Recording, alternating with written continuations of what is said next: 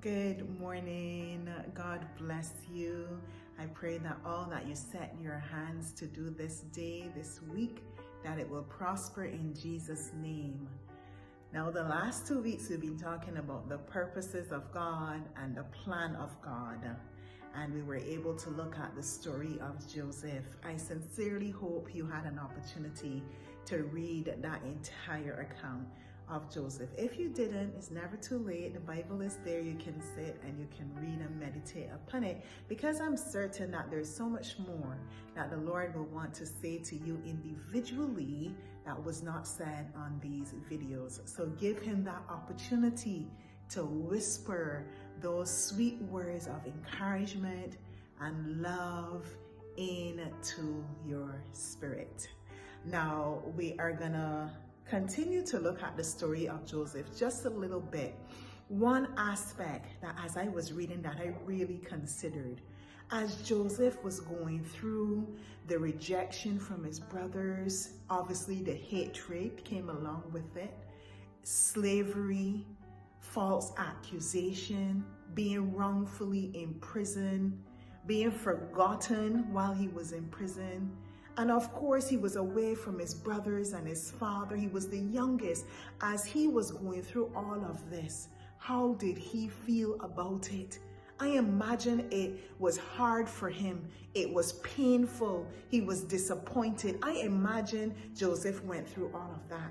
Now, in the early stages of the word, it didn't mention that. It mentioned how Joseph continued to obey God and he served diligently, etc. But it didn't mention his emotion, but it doesn't mean that it wasn't there. Now, let us look at Genesis chapter 45, verses 1 to 8. Joseph could stand it no longer. There were many people in the room, and he said to his attendants, "Out, all of you." So he was alone with his brothers when he told them who he was. Then he broke down and wept. He wept so loudly the Egyptians could hear him, and word of it quickly carried to Pharaoh's palace. "I am Joseph," he said to his brothers. "Is my father still alive?" But his brothers were speechless.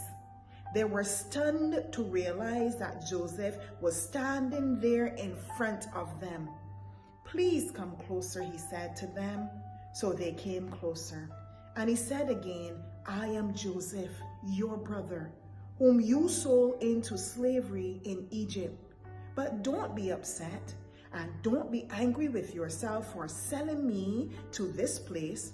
It was God who sent me here ahead of you to preserve your lives.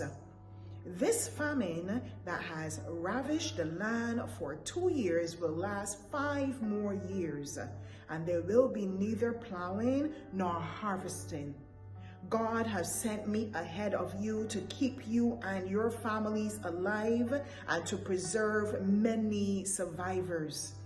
It was God who sent me here, not you.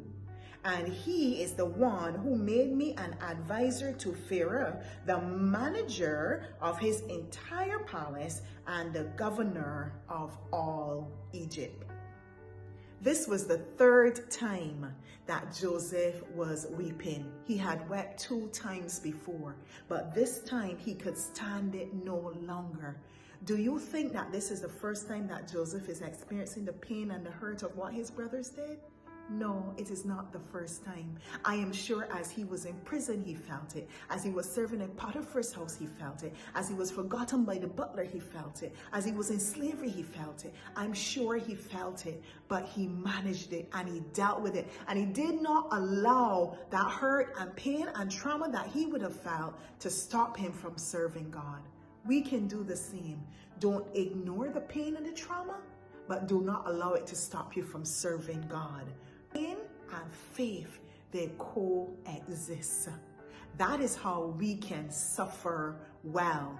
And Joseph had the right perspective. He said, "Don't be angry. It was God who sent me here, and God sent me here to save you. So we have to gain the right perspective, even in the midst of the pain and the trauma and the hurt.